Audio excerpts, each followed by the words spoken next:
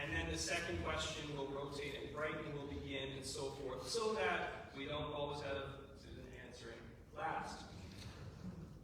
And candidates will have 2 minutes to respond to those questions, and they have already been given their instructions about that.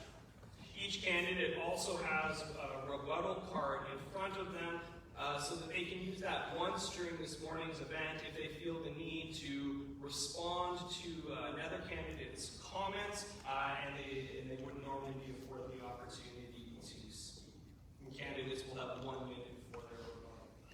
Once we've finished with the pre-formatted questions, you'll notice that there is a microphone at the front of the theater, and we will then take questions from the audience, and I'll have further instructions for you at that once we reach that point in the formatting this morning. So let's move on. Let's move to our predetermined questions.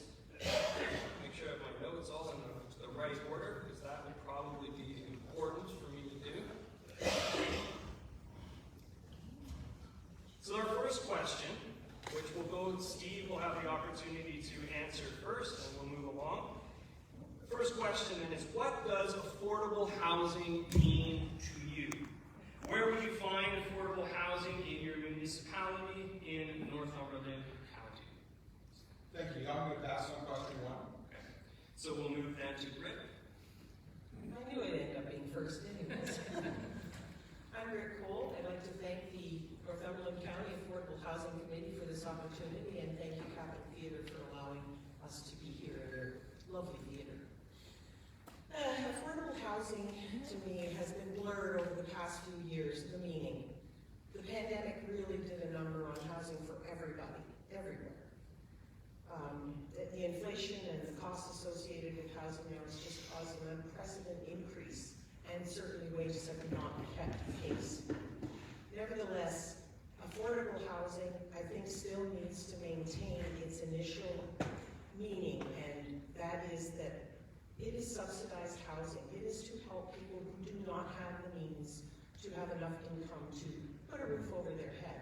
So whether it's due to ODSP, they've got disabilities and they just physically cannot work, everybody deserves a roof over their head. So we still have to have that, and how best to deliver that. It can't start from the bottom up. It cannot be the municipalities themselves who are driving affordable housing subsidies, but we certainly can advocate on behalf of all people who require housing across the county. And as elected mayor, I will sit on the county council, and I will do everything possible to advocate for marginalized people, homelessness, and the need for affordable housing. Thank you. Good morning, everyone. Nice to see so many people here. My name is John Mogul, and I'm running for the mayor's position in the township of Allen-Cullinan. Affordable housing. To me, that means household income that is high enough so that after housing monthly charges of rent, mortgage, taxes, etc., there is still 70% of that income available for the things like hydro, heat, vehicles, medications, clothing, personal hygiene, and entertainment. Everyone is entitled to a safe, clean place to rest and relax and enjoy family and friends. Atmospheres like this increase the chances of both physical and emotional health with those type of lifestyles. Allen-Cullinan has affordable housing at the Alderman Court Apartments. There are 22 units with both single and couple rooms. Built 25 years ago by the three Grafton churches and operated by a local board of directors. They are volunteers from each of the three churches. The apartments used to at one time have required RGIs.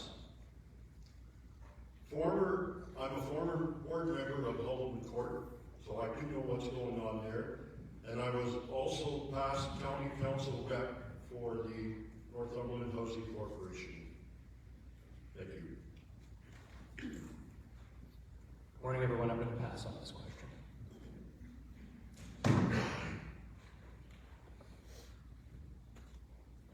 Good morning, everyone. My name is Lucas Cleveland, and we're talking about affordable housing. And right now, affordable housing is a very politically charged topic, and it really shouldn't be. Affordable housing is defined as 30% of your income, as we've heard, gross income being spent on housing. And after reading the 200 plus pages over the last week preparing for this event, 160 odd pages of the Northumberland plan and the 35 pages of the Coburg plan, it's come to realize that this is the single largest issue facing all of us in Northumberland, in the province of Ontario, and in Canada. I'm going to speak to what it means to me by telling a bit of a story. Many of you know me from the market in S'more. My wife and I moved here and created a business that is now employing over 30 people. And many would consider it a great success. But what a lot of people don't realize is that my young family and I have moved 4 times in 6 years. That we've had to move out of houses because landlords have decided to sell those houses. Because buildings that we lived in have gone up in such high rent that we can't afford to live in the buildings within Coburg. Ladies and gentlemen, if I were to win the mayor's position and receive a salary of $45,000, I would not qualify to rent a single bedroom apartment in the town of Coburg. When we talk about affordable housing, we have to talk about a solution that includes all aspects of our community, because affordable housing affects all aspects of our community. And so what it means to me is the reason why I'm running, one of the major reasons why I'm running in this election, is to address the concern of affordable housing. So thank you.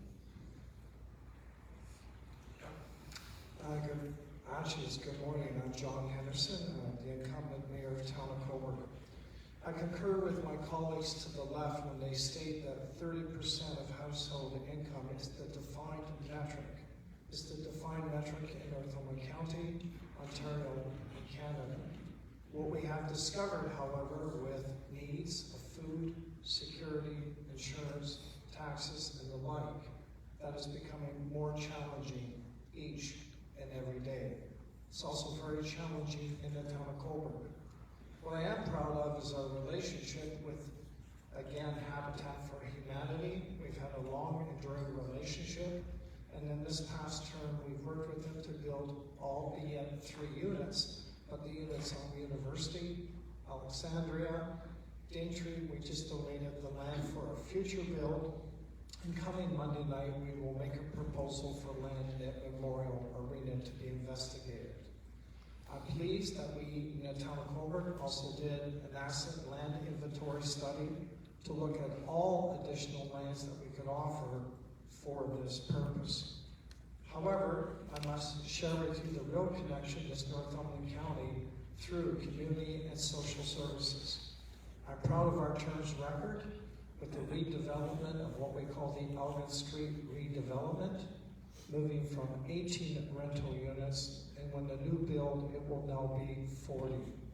We've also purchased property at 473 Ontario Street to do, again, a 61-unit build with Habitat for Humanity, Northumberland County Housing Corporation Board, and, of course, Aboriginal Ontario. My bottom line is we still need to do more. Thank you.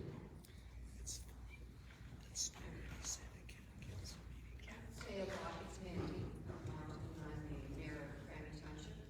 This is a very hot issue. I'll just briefly say that affordable is an arbitrary definition, and people are using this 30% measure.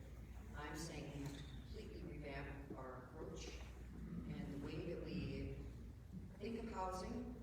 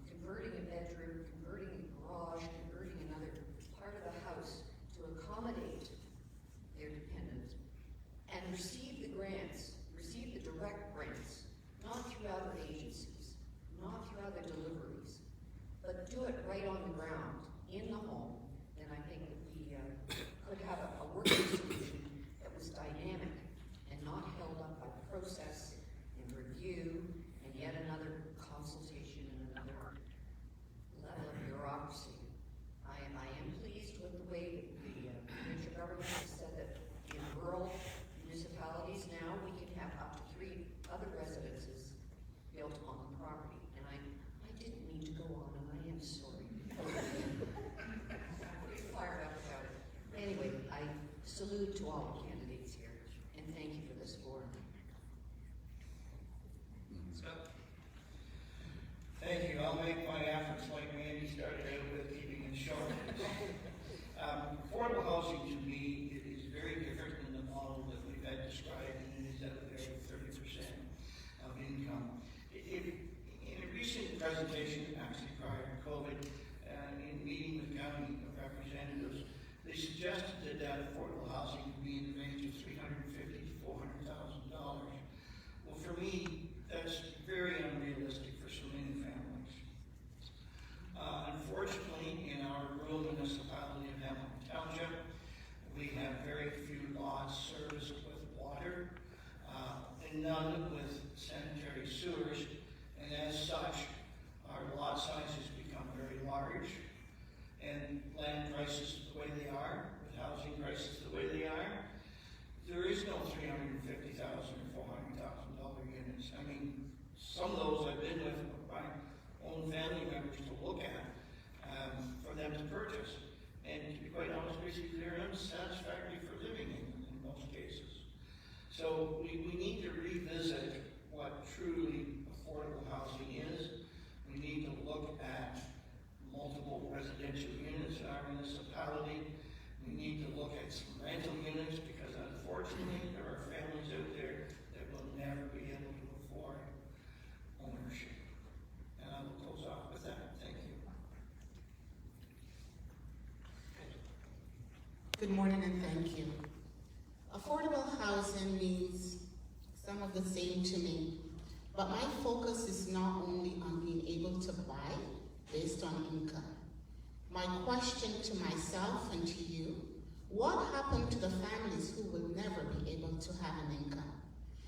What do we tell them is their affordable housing? Is it supportive living in a home that is funded through the government? Is it the long-term senior who has a fixed pension? And at the present time, the rooms in a nursing home is way and above. To me, affordable housing means that we look at it in a holistic way and apply a lens of compassion, not only for those who can buy based on their income, but those who cannot buy because of illness or uniqueness in their abilities. But we also have to look at the other players that affect this price-driven, homeless, and affordable housing crisis we're experiencing. There are many players in it, and I'm going to list a few. We have to look at the banks as investors. When investors approach them, their interest rate is a lot higher. We have to look at building permits. When we apply for a building permit for secondary accessory apartment, MPAC reassesses us. So there's a lot of other things that we have to look at in this scenario, and not just income over qualification. Thank you.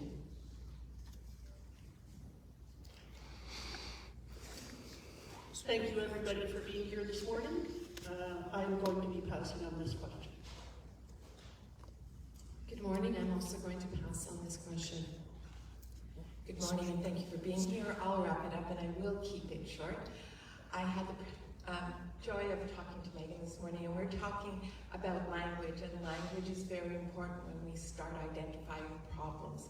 If we use the wrong language, I know it sounds a little bit frivolous, but for most people, affordable housing means government support, and we have in Trent Hills a lot of seniors who want to move out of their farm homes or their current family homes, but cannot find alternative housing at a price or affordability that they can justify. So I think we need to start talking about housing in a different way and not just talk about affordability. I think we need to talk about availability, and I think we need to look at individuals and not just put up big complexes for people we think we know about. So thank you. I was going to ask if you can pass the microphone down to the far end for when we start with second question 2. And Bob Craig isn't here this morning, but he did provide some responses. So I'm going to read his response to question number 1. So this is Bob Craig, who would be representing from Affordable housing means having a home where you can feel secure, you are spending within your means so that you still have enough left over for other expenses and needs.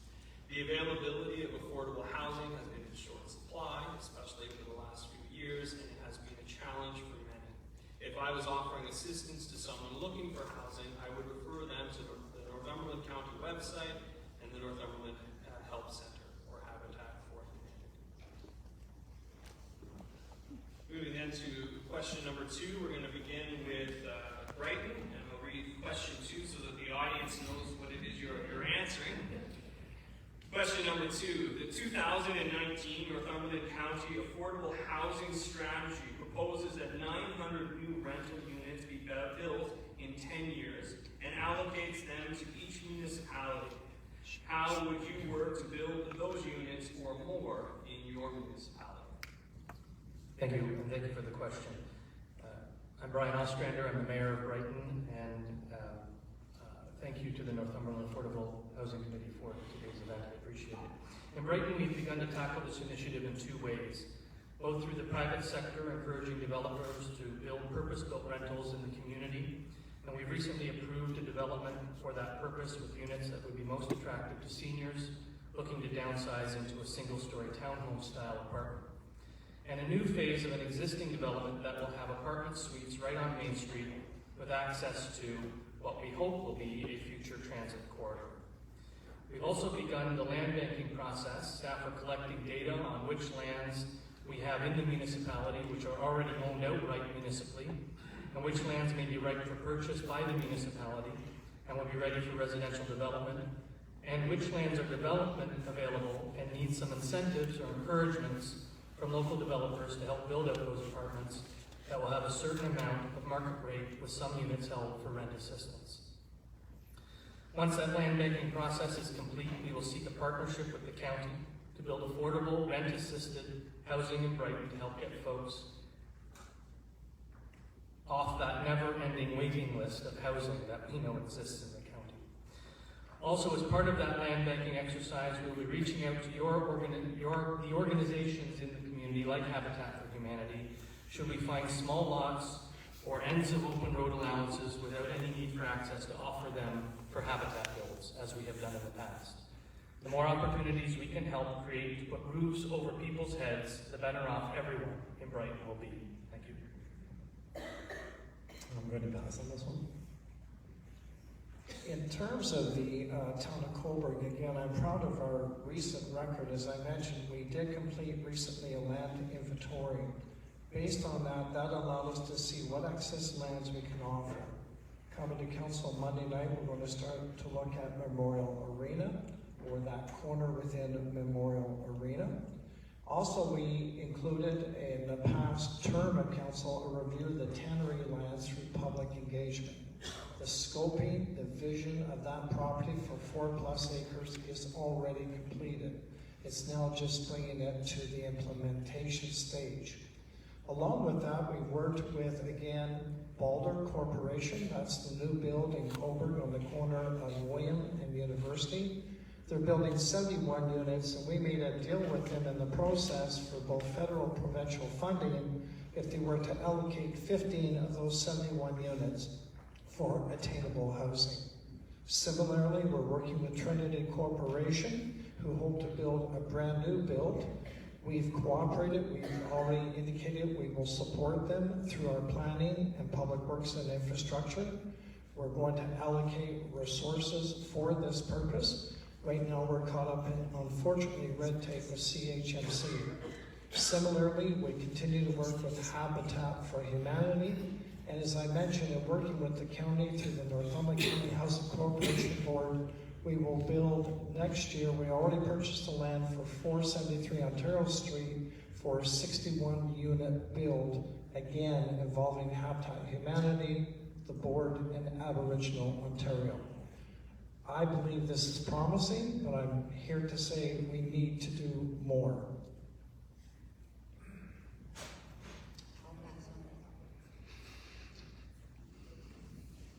I would like to pass on this one, but I'm not going to. The reason is, I'm from Hamilton Township. When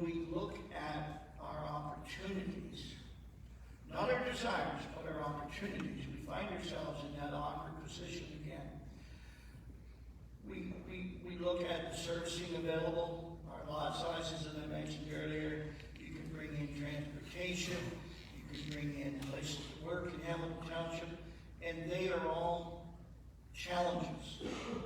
And I don't have the solutions to those today, and I don't know that any one person has those answers or solutions today.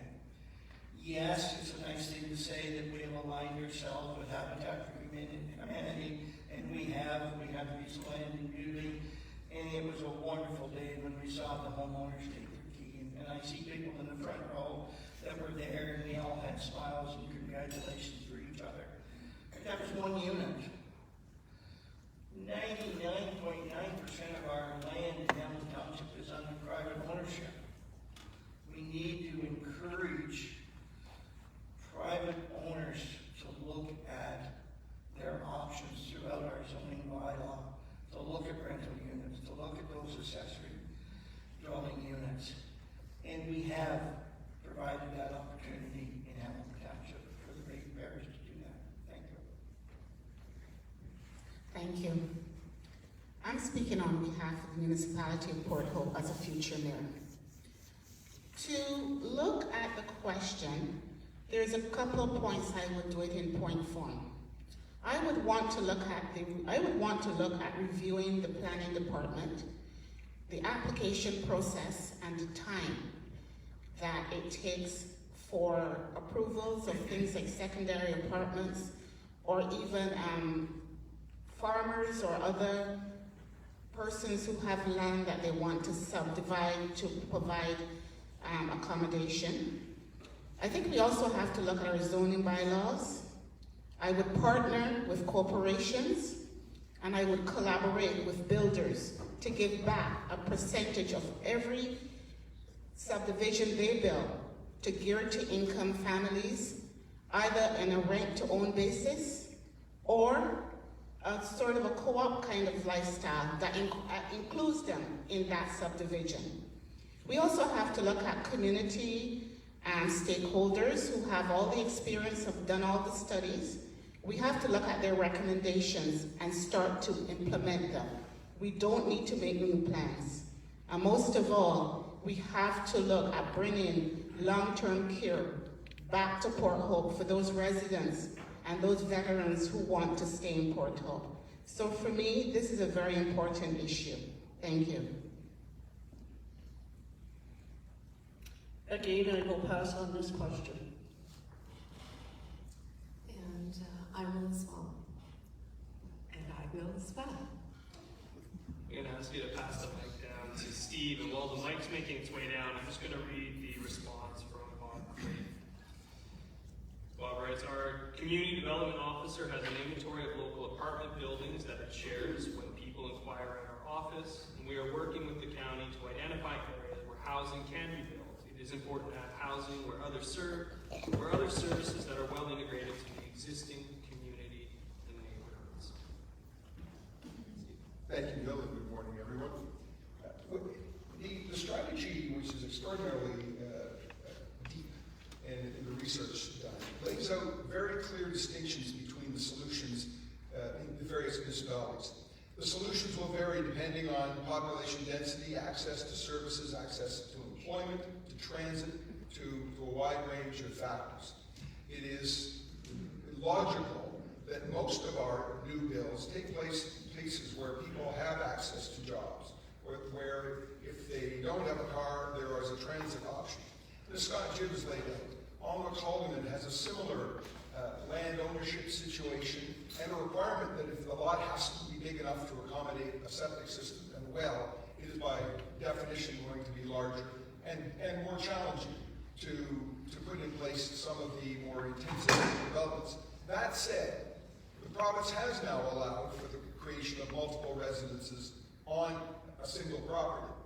And so whereas in the past you had to worry about severing a property to create a new lot that might then be the location for perhaps the retiring farm operator or his children or her children, the reality is now you can accommodate that without the severance process, one less bit of red tape. I would be very supportive of doing that within our community. Aside from town water in Grafton, we have no municipal services. And so we have to be very sensitive to the fact that wherever we build new units, we make sure that the wide range of other opportunities exist for the people who are going to live there. Totally support the idea of financially contributing via the county to innovation, to initiatives in places like Cobourg, Port Hope, and Brighton. But the reality is, until we have a transit system and a lot more jobs in Alma-Colman, we'll be challenged to match them. Thank you. We've been told we can only answer 3 questions, and I want to answer them all, but this is one I'm going to answer to. John alluded to the Holloman courts in Grafton. And yes, it has 22 units, but there's approximately 50 people waiting to get in, which means there is a need for affordable housing, even within Alma-Colman. But Alma-Colman's #1 industry is agriculture. So we are primarily a farming community, and due to the very environmental nature of our township from Rice Lake right down to Lake Ontario, with 43% being the Oak Ridges Moraine, the opportunity for this township itself to have affordable housing on a large scale just is not realistic. So what this Northumberland County Affordable Housing Strategy, the 164-page document, which was actually fascinating reading, they've allocated 3 per year to Alma-Colman. I do believe that to be something that is attainable. Now, the important thing to understand with the secondary housing units is that even though you don't have to go through the severance process, the secondary unit must be close enough that it can share the septic and water, the well and the septic system. So it's not like you can just go and put another house somewhere else and build a new septic system and whatever on a 1-acre lot, because that's not permitted. One of the things I'd like to see us consider, and I raised it at a public meeting for a 12-unit housing development that was just up, was that we consider the possibility of having semi-detached homes instead of just single homes on our 1-acre lots, sharing the septic and well systems. Is it possible? We will look into it. Thank you. Thank you, Grit. I'm going to pass on number 2. We're going to move to the municipality of Cobourg to start off with question number 3. And question number 3 is, which initiatives would you propose or recommend supporting mixed housing options such as tiny homes or, as we've heard mentioned, secondary suites? I'm going to pass on this one because they're old. I'll pass.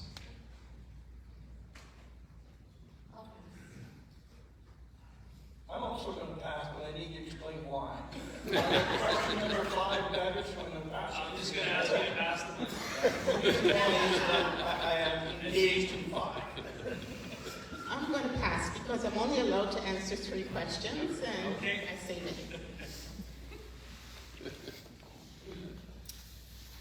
Lori's Thank you. not going to pass. No, Lori's not going to pass. She's going to answer this one. I think there's a lot of opportunities such as tiny homes, but I'm personally interested in exploring the opportunity of back lane homes in the urban ward of Port Hope. There is a remarkable number of back lanes in Port Hope, and there is tremendous opportunity there with some of the zoning bylaw changes that have recently happened within the current Port Hope Council. I think using that opportunity and the use of CIP dollars to encourage that is something that is very attainable within Port Hope. I personally have recently purchased 3 small units in a laneway in order to show that this can actually work. I believe if you can show that something can be done, then you can get more traction and buy-in in order to be able to do this kind of change.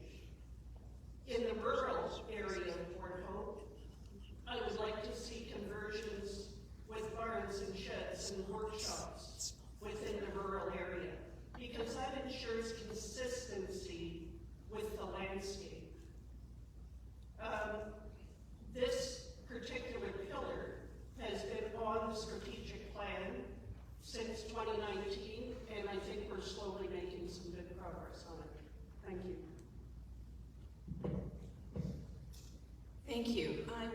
answer this question. I'd like to start by saying that housing is an issue in Canada, it's an issue in this county, and it's certainly an issue for Port Hope. And I don't want to get caught up on thinking about one option in terms of moving forward. I think for Port Hope, what we actually need to do is put the cart before, we don't want to put the cart before the horse. So we need actually a housing strategy for Port Hope. That is actually the first initiative I would propose before looking at any one option. I'd want that strategy to have goals, actions, responsible entities in place, timelines and numerical milestones to track and monitor progress. The plan would need to include a process of engagement with local actors, community organizations, faith-based organizations, Habitat for Humanity, service providers, lenders, and employers. We would look at promising practices in other municipalities. We don't need to reinvent the wheel. We can see what works in other places, and we can look at collaborations and partnerships between public, not-for-profit, and private partners. The plan would need to focus on a range of housing options and pay attention to physical and social infrastructure needs. We would need mechanisms for needs assessment in that plan. We would need a plan, for surplus municipal lands and buildings, financial, non-financial incentives, better approval process and transparency. We would need effective zoning and bylaws to facilitate the development of secondary suites, and here, clear bylaws. We would need inclusionary zoning, upzoning, and we would need to have a plan for preventing the loss of existing affordable housing, prevention of homelessness, and other options including shared companion, multi-generational housing. Thank you. I see that Angela wants to use her rebuttal card, so I'm going to let her respond first, and then we'll go to you, Susan. So Angela, you have 1 minute to respond. I'm just addressing some of the issues that Olena brought forward, but I believe that has already been covered in the county's affordable housing plan. The study was very intensive, and very qualified people was part of that plan. The recommendations are there. I don't think we have to go back and reinvent all those plans. We have to move forward and implement the recommendations. So a lot of what you've brought forward is right here in that 164 pages. Then I see you want to respond to that, so you're going to use your rebuttal. Yes, absolutely. That is a 2019 plan. I think the landscape has changed tremendously since the pandemic, and while there's great recommendations there for the county, I don't think we need a one-size-fits-all, and I'd like to have a very tailored and purposeful strategy for Port Hope in particular. And we can, I'm sure these questions will come up possibly from the audience and at other venues. So I'm going to allow Susan now to respond to that question she chooses. I do. I'd like to build on what Alana says and what I was talking about before. I think we need to look at the people and what are their needs and what are they looking for. It's easy enough to have 4 or 5 year strategies. It's easy enough to say that we have land problems and that we have zoning problems and that we have all these other challenges. But are we listening to what the people want? And I agree with you. I have been following other options. The soldiers who came back from the war have been given tiny homes, and they're very happy with them. That's what they want to start to get back on their feet. And we need to look at what the people in need find necessary. I may not find that appropriate. I may need more space, but when I saw this housing for the veterans, I thought, we can do that. And I've seen container communities. Now, I know that's not necessarily appropriate in a rural setting, but young people want something maybe funky. They don't want a whole bunch of things with lawns and shrubs and stuff. They want a place to call their own. I think we really need to look at the people, ask them what will make you happy, and let's start there. Thank you. I'll ask you to pass that down to Steve so that they can respond to question 3. And as the mic makes its way down, I'm going to read Bob's response, and that'll be the final response I read from him. So regarding question number 3, Bob writes, Trent Hills have amended bylaws to permit tiny homes and support secondary residences. Thank you, Neil. I was very fortunate to serve the term as a parliamentary assistant and Minister of Municipal Affairs and Housing, and in that position I started the first study of what are called single-room occupancies, SROs. They had been done with some success in the United States, but as yet uncopied up here. It's unfortunate, the year since, we haven't seen the adoption of provincial planning regulations that made it easy for people to develop second residences within their existing residential footprint. The province has taken the first step forward now, and obviously I would support that initiative. Kingston is undertaking the project for 20 homes that will cost a grand total of $8 million, tiny homes. Clearly, in a constrained situation we have hamlets and Rosemeath and Grafton that could conceivably accommodate some small development, certainly enough for what the housing strategy lays out.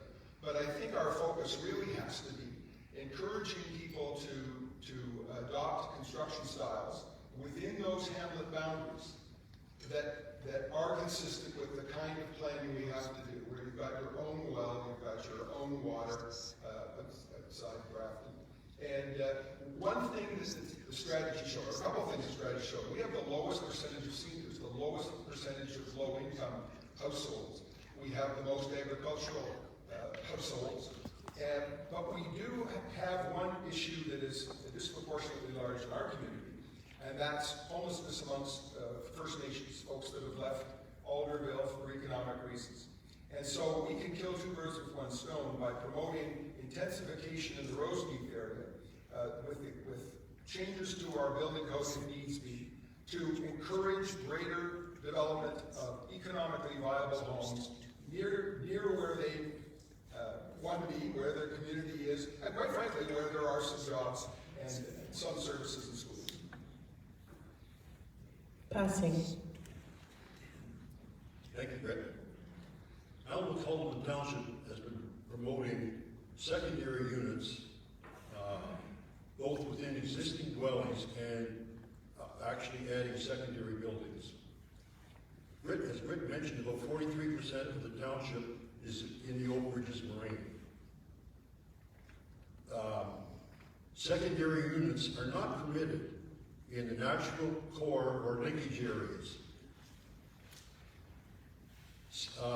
Settlements are permitted in areas of the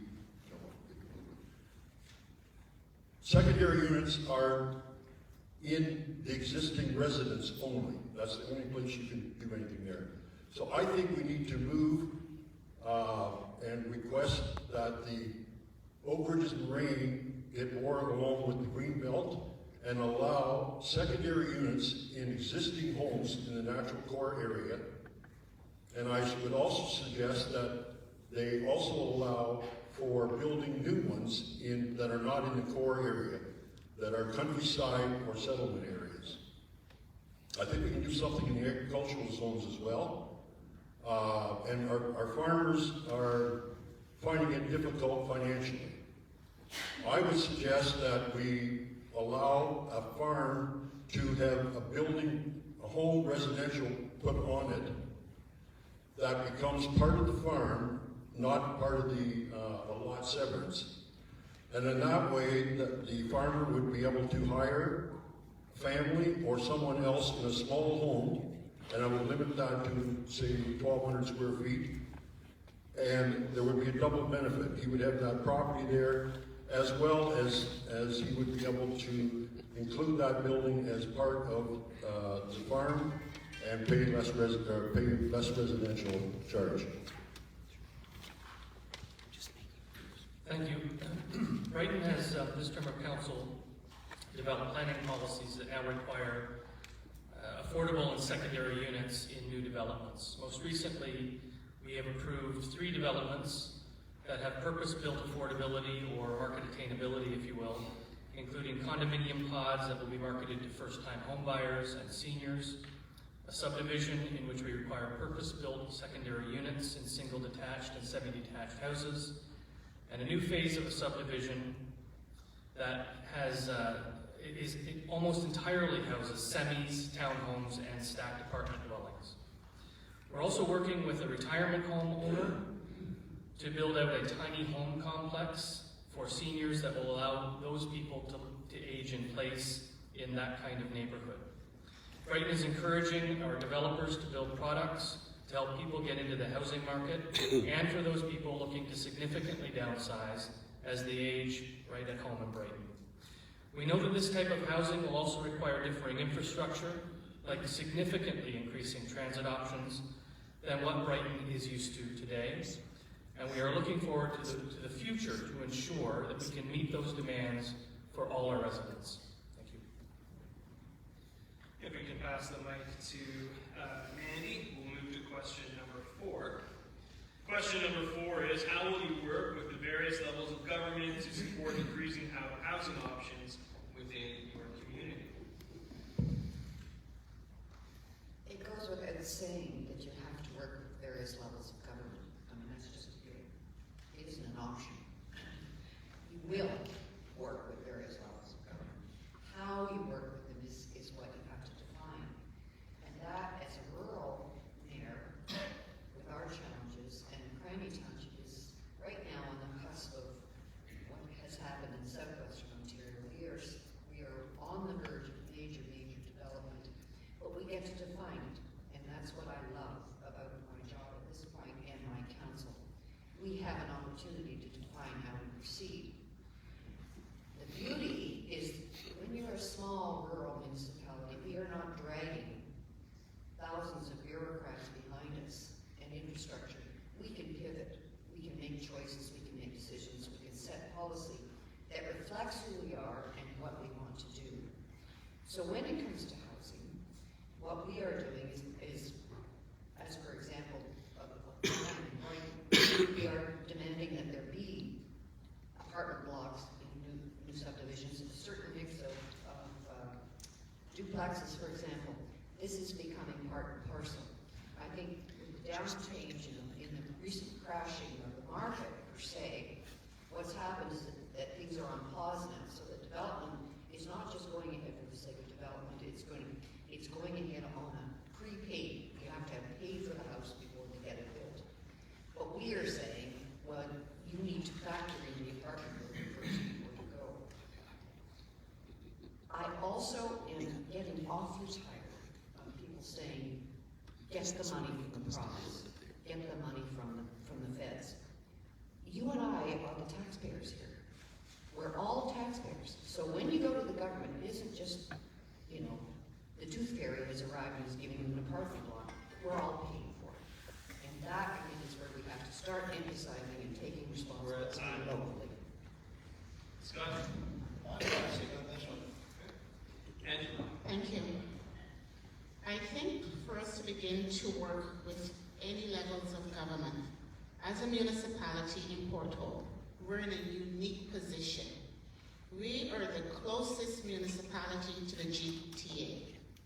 If we look around and see the expansion of the 401 that's coming our way, we're going to have to work to get transportation comprehensive, but most importantly, we're going to have to work to keep control of our developments. We know that the Provincial Affordable Act can override almost anything that Mandy just highlighted us to.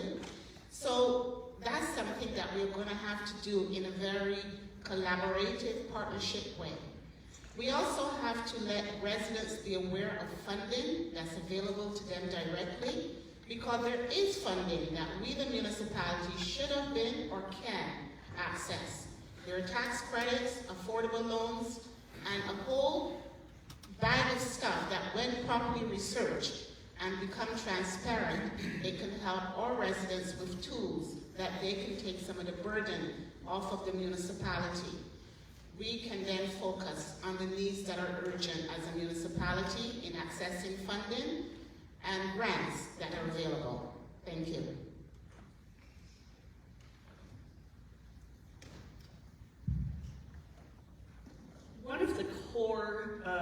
pieces of my platform is collaboration, regardless of what level of collaboration. It is critical to being successful. We need to be the noise in the ears of other levels of government. And we need to look at the plan that Ottawa has just recently revealed, which has reduced their homelessness by 19.7%. And they have shared the collaborations that they have made and how they have done it. Somebody recently mentioned about not reinventing the wheel, and that's absolutely true. And if Ottawa has been successful through collaborations, let's look closely at what they have done. Let's search out sensitive developers, because good developers actually make good allies. And we have to focus on that. We need to involve ourselves in public-private partnerships. We need to have a housing-focused outreach so that we understand the client needs to properly direct them to the needed services. There's, I think, too many times that people are directed inappropriately and they tend to fall off the radar, and that's really not what we need to happen. I think we also need in Port Hope to allow our police chief to be a member of the senior management team so that the entire team understands the critical nature of homelessness in our community. Thank you, Lori. Thank you. Just building on some of the answers, of course, collaboration is essential across different levels of government. I think we need coordination to have consistent definitions and approaches of affordable housing as we're evolving our thinking around this, important data collection and needs assessment mechanisms for our community. In terms of working with the province and the federal government, we need to leverage, we need to press, we need to advocate so that our municipality, Port Hope, has the power and resources to increase housing options. With the province, we need to continue pressing funding for ending homelessness, social housing. We need to keep on top of regulation of affordable rents, social assistance rates, and minimum wages. The loans that are available to homeowners, access to financing for not-for-profit developers. We need to look at some of the legislation that's requiring faster approval processes and whether those align actually with our local needs. We need to look at how we can get on the Housing Supply Action Plan implementation team, which offers advice on market housing initiatives, and the chair right now is Windsor Mayor Drew Dilkins. We also need to leverage the federal funding that's in place through the National Housing Strategy. There's the Rapid Housing Initiative, there's Reaching Home Canada's Homeless Strategy, the Co-Investment Fund, and the Housing Innovation Fund. These are all in place to help fund housing options for the country, and we can leverage them. We need to make sure the federal government is just not partnering with the provinces, but also partnering with municipalities. And we also need to remind ourselves that health, social assistance, immigration, education, all of those fall across all levels of government, and all of those are essential to effective housing. Thank you. I'll take it back.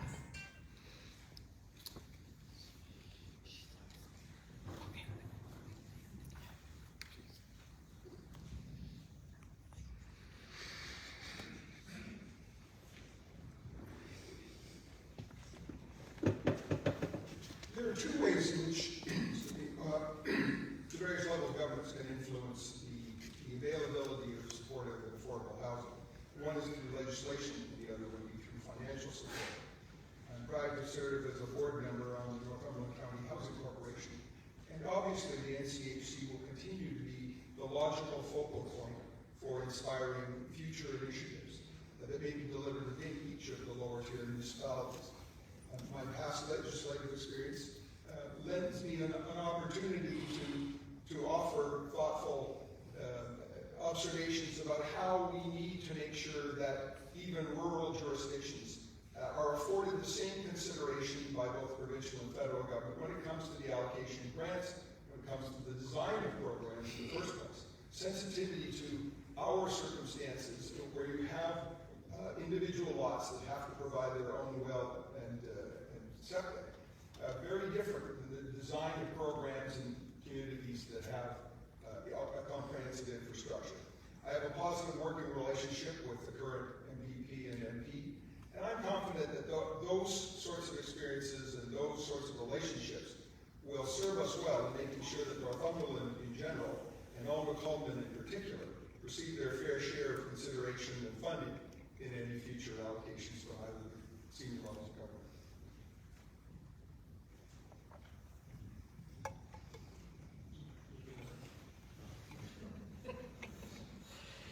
As my friend and colleague in Belleville, Mayor Mitch Panchuk, is fond of saying, the municipalities have and identify the problems, the province has responsibility to help solve the problems, and the feds have the cash. I've spent the past 4 years developing strong working relationships with our MP and our MPP, our representatives at Queen's Park and in Ottawa, with my friends at the county and with my regional counterparts in the Quinte region. And I will continue to nurture those partnerships over the next 4 years to help alleviate pressures, primarily from the province, on planning staff, to help build housing better, more attainably, and faster in Brighton and across Northumberland County, and to attract the capital to build these government-assisted housing units like the Elgin Street redevelopment and the Ontario Street development, so that we can help deplete the need of that waiting list we know is so large. Andy's quite right. Pardon me. Mayor Martin is quite right. This is our money, and we need, as your representatives, to ensure that our representatives at Queen's Park and in Ottawa understand the need, that we need help down here in Northumberland County, but we need you to advocate for that as well. They are your representatives too, and if they don't hear from all of us, then it will continue to be ignored. Sorry, I'm just going to stand up because I'm going to go crazy sitting down here. How will I work with various levels of government? I think it's a great question, and I think what the actual question is, how are you going to accomplish a really hard task? I think that's what it gets down to. And I'm going to approach it just like I approached all of the hard tasks I've accomplished in my life, whether it's starting a consulting business at 21, starting in the oil patch as an entry-level position, working my way in 10 years to run $180 million projects. The same way I was able to start a small downtown market in Cobourg and grow it to the second largest employer in downtown Cobourg in under 3 years. I'm going to do it by always being the hardest worker in the room. I'm going to do it by making sure that I'm not only leading, but that I'm turning to my team to step up and follow their lead. I'm going to do it by focusing on progress and not trying to get everything perfect, but by making incremental steps in the right way. Now, those are all great, grand ideas. How am I going to do it in the day-to-day? Well, I think it goes back to, if you want to accomplish anything, whether it's selling something or just talking to someone, the first thing you need to do is get their attention. And how do we get elected officials' attention at any level of government? You mess with their ability to get reelected. And how do you do that, folks? It's actually quite simple. You make sure that you have a charismatic leader. You should make sure that that charismatic leader is empathetic to your cause, that they have some marketing chops, that they know how to utilize social media, that they can tell a compelling and honest and integral story. And when you get those people out in the public, communicating what everyone in this room already knows, and you light up the constituents to actually care about affordable housing, all levels of government will start caring too. So that's where we need to start first and foremost, is by making sure that the next time we have an affordable housing debate, it's full, because everyone needs to care about it. At this point, I'll pass it. We'll pass the mic over to Scott, who indicated earlier he really wanted to answer question number 5. So I will read question 5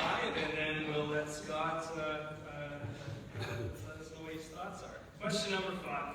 I may be the luckiest one at this table to get my first answer opportunity here on question 5. Well, if you'll allow me to read the question.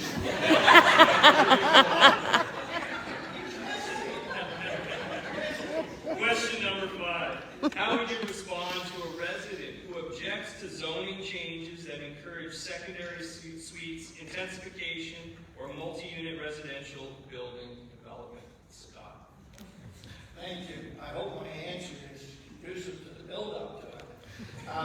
Me and Hamilton Township, approximately 2 years ago, reached out to a consulting firm to help us through this process, to look at what opportunities we might have. As a result of that, we did modifications to our zoning bylaw. And of course, through the Planning Act process, that becomes a public process. And this question leads to that public process.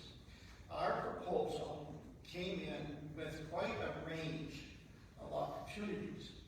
We, in fact, have approved secondary residential units on properties, both freestanding and as attachments to other structures. The difficulty arose in where are they to be placed on the property, how are they to be placed on the property, and in particular, what size. Well, even at the staff level, in commenting on the consultant's report, we had quite a range of comments. We worked through the setback requirements to a logical end.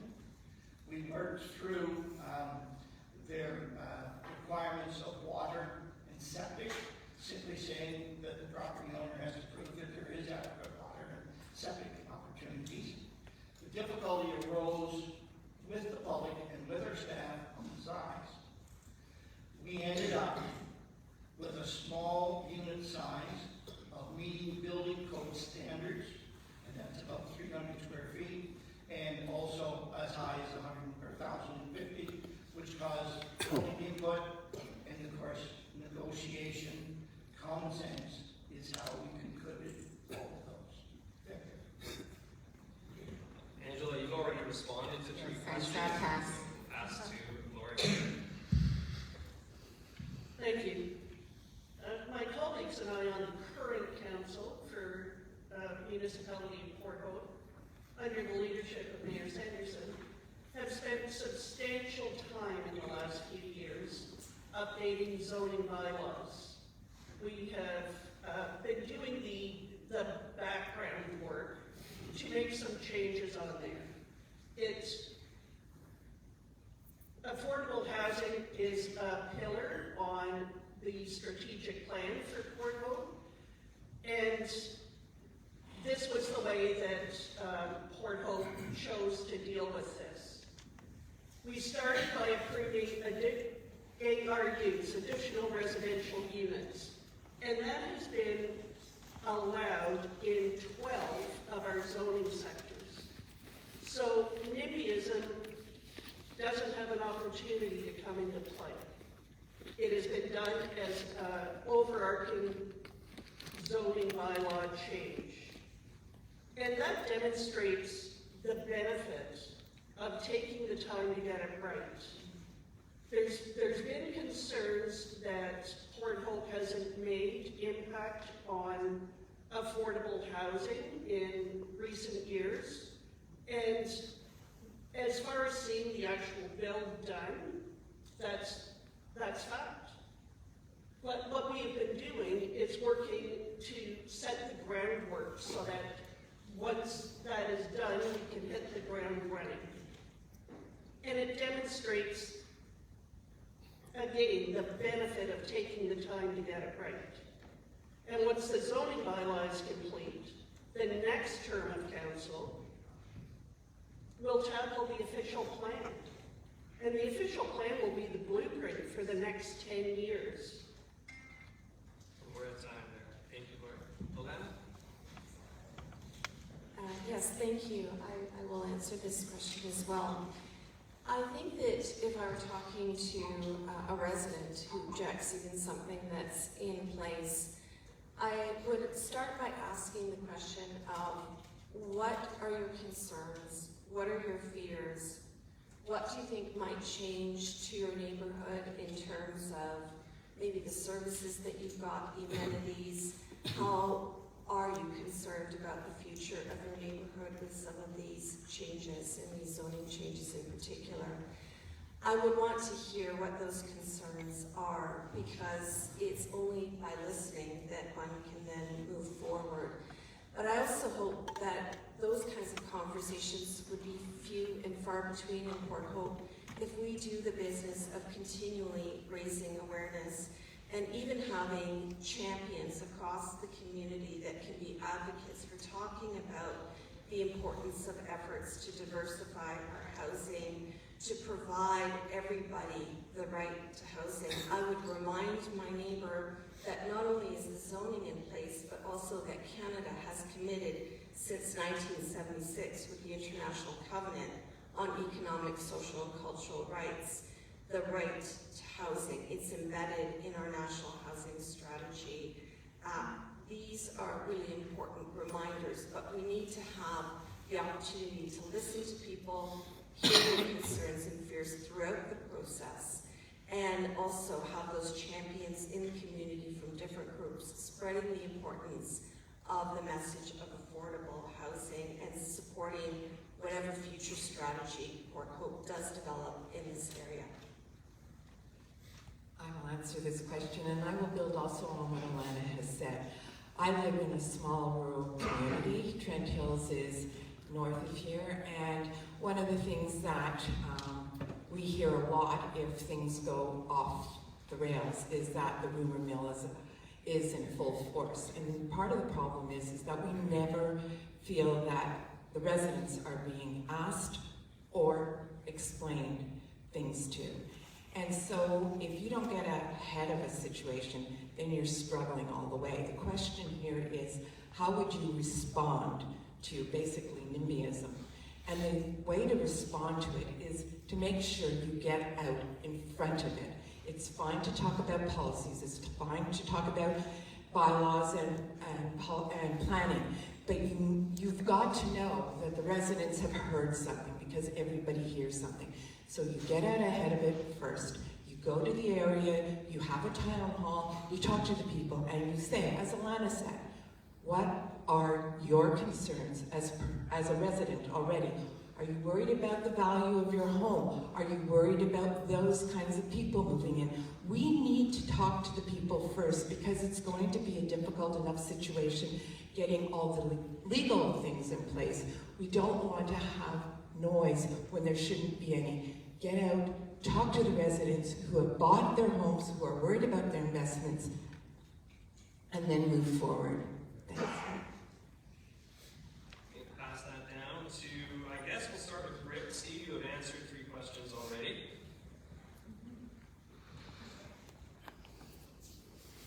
I've been waiting for this one.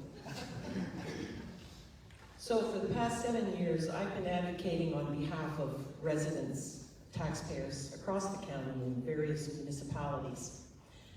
And I do see the bigger picture of the homelessness situation, of the affordable housing situation, but I have to bring it back to Northumberland because that's where I'm running for mayor. All objections are to be respected and listened to. If the zoning change is permitted, then we first and foremost listen to and understand residents' concerns. Education as to the obligation to accommodate where such development is permitted is essential. Open communications is crucial to compromise. We have a planning department that was right on the ball, got right on top of the secondary housing zoning amendment, official plan amendment, and it's in place and it's ready to go. We actually have the opposite problem of not people objecting to the zoning changes, but people wanting to do it. And because I mentioned earlier we have a lot of Oak Ridges Moraine, we also have a lot of prime agricultural land. And by the way, AH, being an agricultural township, we feed people. That's an admirable goal too. So we can't maybe house everybody, but we can certainly help feed people. So coming back to the problems in Northumberland, in particular, as John had mentioned, the core and the linkage areas of the Oak Ridges Moraine you cannot develop on. Okay, this is going to be quick. There's one, we have 2, where people are trying to get zoning done, and allow for their secondary units.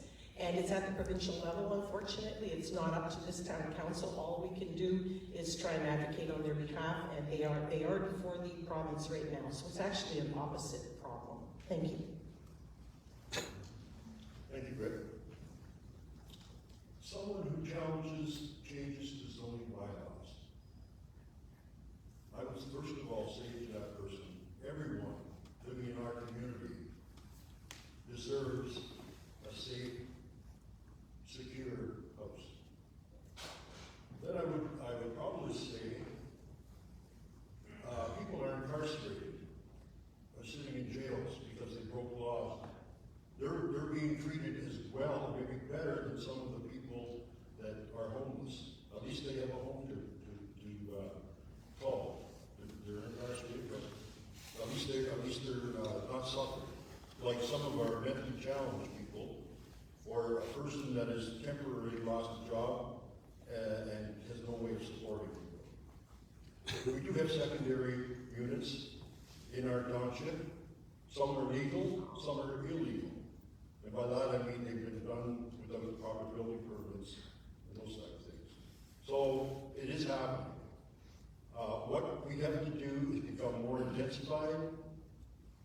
Our seniors are looking for smaller homes that they can manage by themselves, rather than the ones that they're living in today. I believe that gentle density is something that we should be promoting. And I'm going to finish it off by saying there's a sign out there that it just fits it so well. I've seen it across the county, and that is, everyone is welcome in Northumberland County. Brian, you've answered 3, so we'll go to Lucas. Again, I'm going to stand up. The energy, I can't handle sitting down. In terms of the questions, what are we going to do and how are we going to talk to people? And I think what we're dealing with is the symptom and not the illness. As someone who struggles to find affordable housing with my young family, and who's very up-to-date, knowledgeable, and well-read, until I really started doing the research to prepare for this event, I was unaware of 80% of what the problem was. And if someone who is struggling with it, who is well-read, who is educated at a university level is unaware of the problem, that's the biggest problem here. So when we talk about NIMBYism and we talk about what people, as someone who's been out there meeting the people in Cobourg, communicating with them one-on-one at the door can often change their opinion. Because they're unaware, when we talk about affordable housing, that often we're talking about seniors. The fact that in Cobourg we're looking at about 175 seniors in the next 4 years facing homelessness. The fact that we're looking at young professionals making $40,000 and $50,000 a year having to leave our community. The fact that we can't get personal service workers, nurses, or any other businesses to open up in the downtown core. Everyone in the community cares about that. But what they don't understand is that affordable housing is one of the most important parts of starting to fix all of the solutions and all of the problems that we have in this community. I'm being waved that I have the last 30 seconds, so I'm just going to sort of round up and say, this shouldn't be a problem when we do the work of building a bus that's going somewhere to fix affordable housing. It takes a lot of work to get everyone on the bus, but once you have a bus that's full of all of the community, and you still have those people yelling outside that they don't want to go where the bus is going, as long as you've done the work to make sure everyone else agrees that that's what we need to happen, you get the authority to ignore those lone voices. First of all, thank you for being here. I'm proud of our record in Cobourg. We started with a revitalization of the downtown through a CIP, Community Improvement Plan, and it was certainly successful in its endeavor. But because dynamics changed after COVID, in particular to housing, we flipped that back to housing.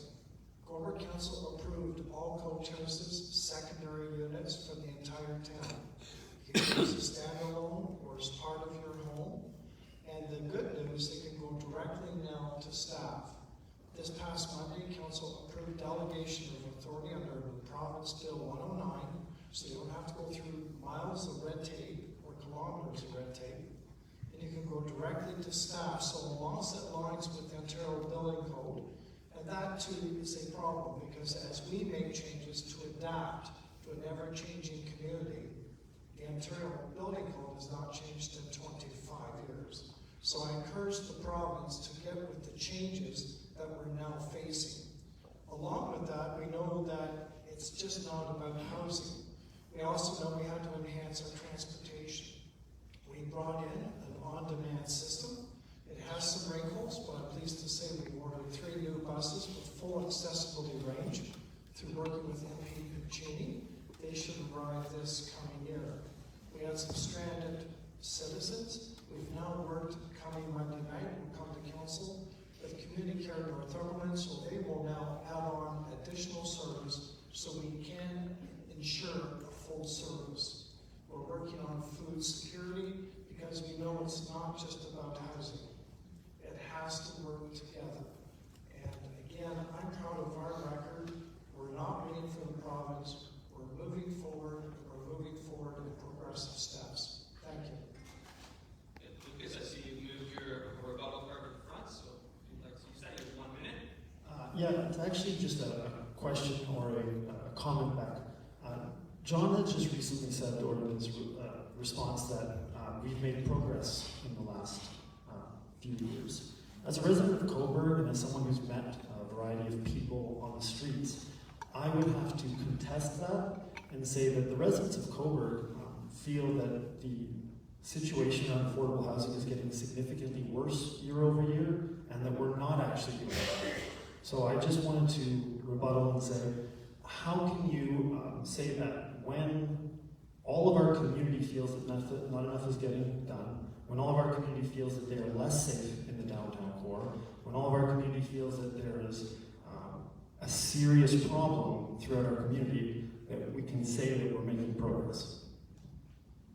Do you want to use your card, John? I would. Please remember, we've had a term. So to realize we brought these things in council to be progressive, to pass the mandates, to allow this to happen with our community, I believe is progressive.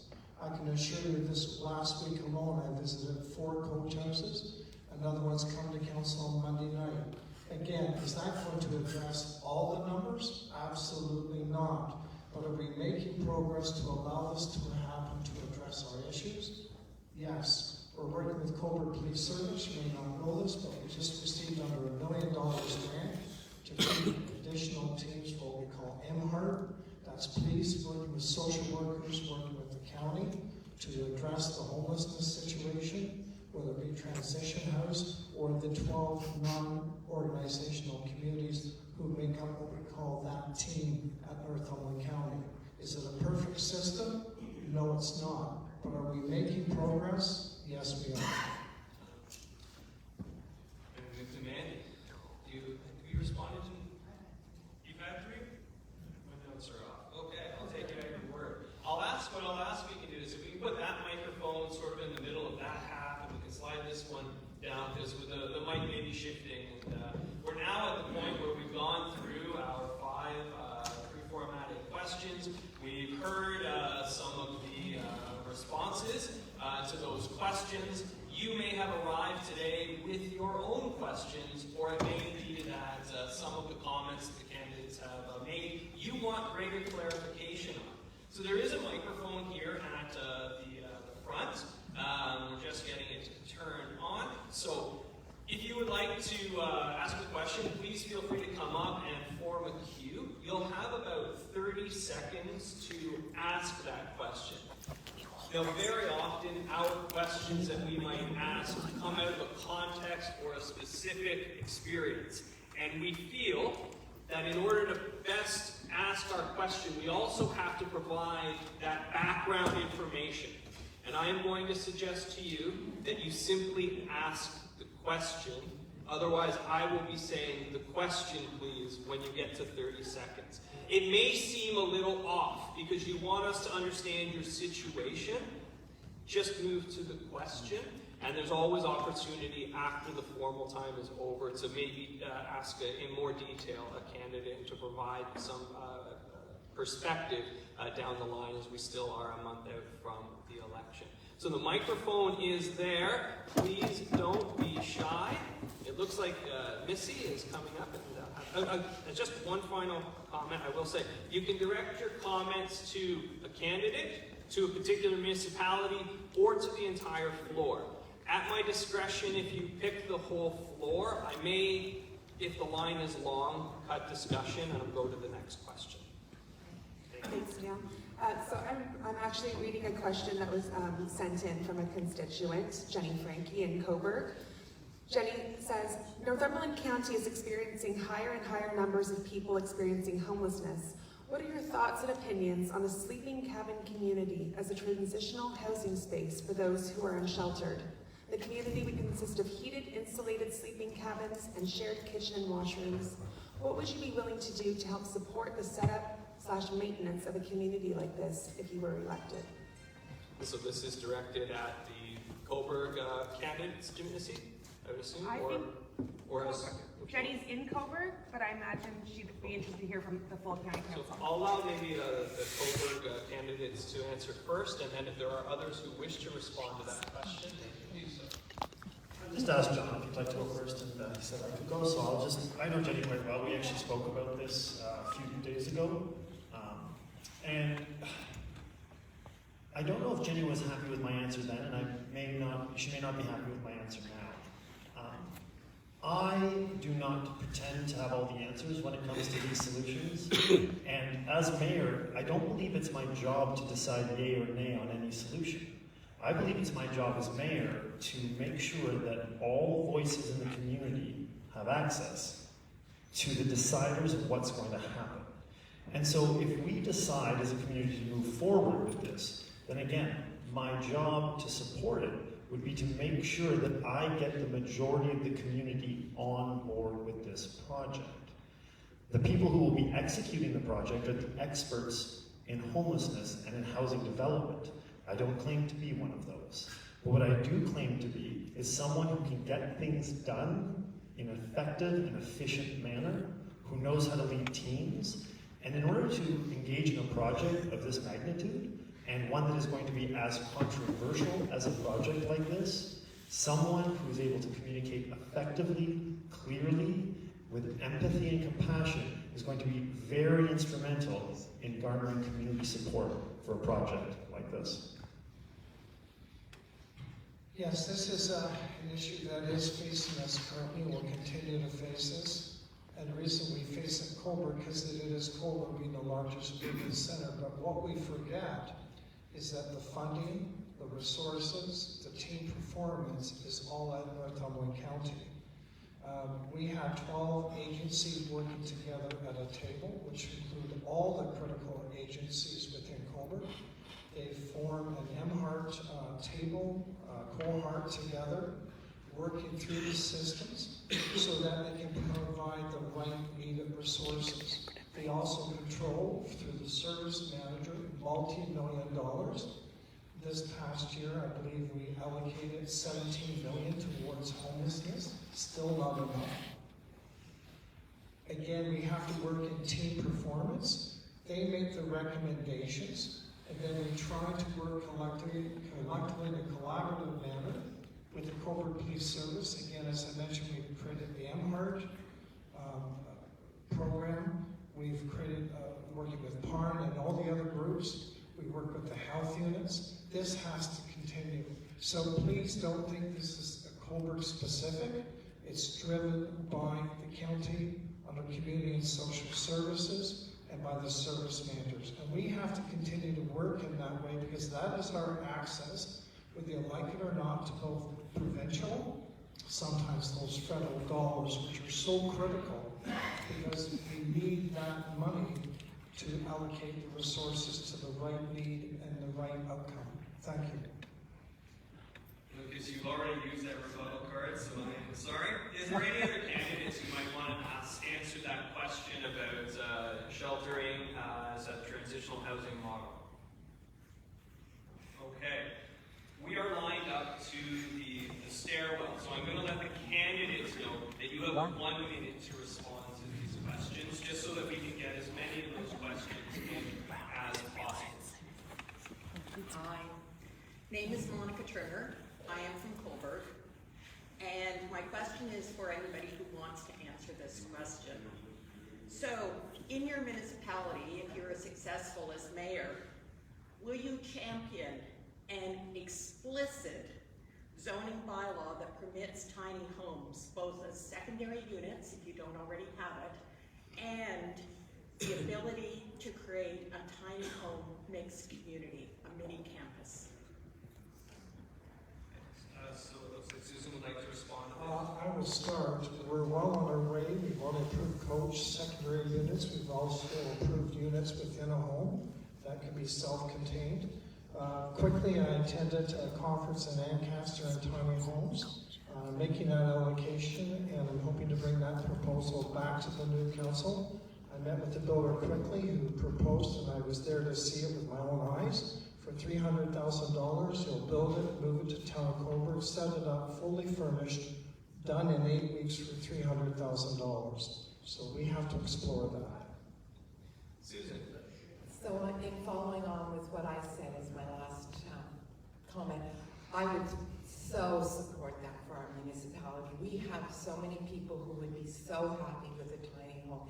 It's about independence, it's about security, it's about your own space. When you listen to people who will not go into shelters, it's because they have no privacy. They don't feel secure. Just because they aren't living to the expectations of society as a whole doesn't mean that they're not entitled to that. And tiny homes will meet that easily. So thank you for asking that question. And Lucas. The 100% yes. Any others who want to respond to the question about the tiny homes? Okay. Thank you.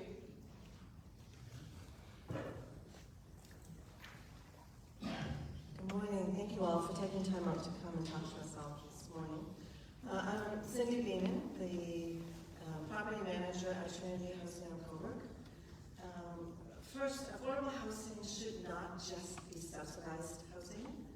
And based on that, I know that someone had mentioned if you get money from governments, then you're going to go out paying for it. I'm going to ask you to ask the question. And so my question is, have we addressed working with builders and having them put money towards affordable housing, not just high-price housing? Lucas, and then Rick, and then Angela. I can't speak to what John has done in the past or what the council has done in the past. I can speak to what could be done in the future, and just as an example of things that maybe can be done within council that we're not talking about. If you look at the 2020 budget and you look at the lines, there's a line that says family and community development. Budgeted amount, $250,000. Spent amount, $146,000. Doesn't seem like a lot of money for a corporation that spends $30 million a year. Now, I'm in no way, shape, or form anti-police or defund the police. But when we spend 11.6 budgeted and 12.2 million on protection services and less than $200,000 on family and community services, maybe there's something that can be done there. You go to Rick, and then Angela, and then you go to Elena, and then I see you used that, but you can still respond to the question. I'm going to go to Rick first, and then I'll let you respond later, John. Okay, you can respond to the question. Yeah, I'm going to ask the candidates to take their cue from me on who's responding. I'm paying attention to you raising your hand. I have been attending council meetings, planning meetings across this county in several municipalities, and even at the county level for the important planning decisions and stuff coming forward. One thing I've seen is plans of subdivision coming forward, being approved, that have a mix of housing. And then 2 years later, the developer comes and applies for an amendment to those plans of subdivision, removing the townhomes and the semi-detached homes, whatever attainable housing there was, and asking for single detached, thereby having original plan of mixed housing and now being plans of all single detached. I think councils need to stay the ground when an application for plan of subdivision has been approved. Thank you. Angela, and then every plan of subdivision is approved with builders, they should be given offer or encouragement to give back a percentage of those homes to the residents, either, as I said, geared to income or co-op. It's very important that we work with builders and residents who have, like Laurie said, laneway homes, laneway accesses, with the bylaw to increase our housing stock.